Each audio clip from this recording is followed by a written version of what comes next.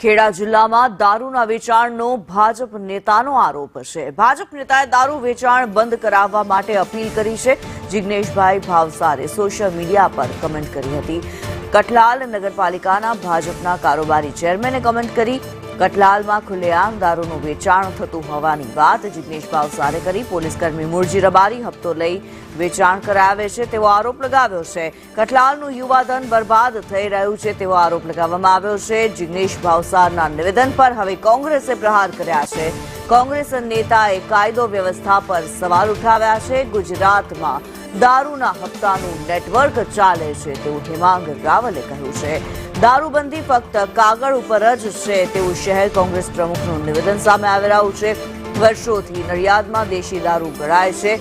નડિયાદની આજુબાજુના શહેરોમાં દારૂ વેચાય છે તેવો આરોપ લગાવવામાં આવ્યો છે। કોંગ્રેસ નેતાએ કાયદો વ્યવસ્થા પર સવાલ ઉઠાવ્યા છે।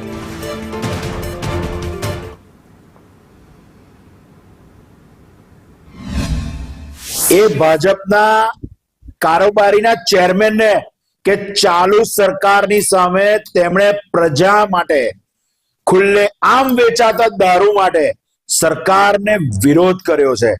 ધન્યવાદ આપું છું એમને કે જેમણે સરકારની આંખ ખોલવા માટે સરકાર સામે મોરચો માંડ્યો છે। જ્યારે એ વ્યક્તિને એવી ખબર પડતી હોય કે કઠલાલની અંદર આ જગ્યા ઉપર દારૂ વેચાઈ રહ્યો છે, આ જગ્યા ઉપર ડ્રગ્સનું વેચાણ થઈ રહ્યું છે, તો શું એ પોલીસ વાળા ભાઈને ખબર નહીં પડતી હોય?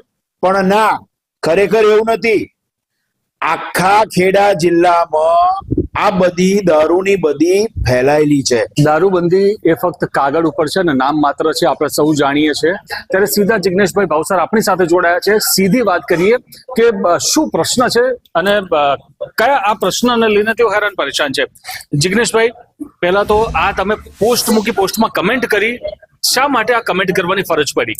હું મારી આંખો સામે જોઈ રહ્યો છું કે મારા શહેરનું યુવાધન કે જે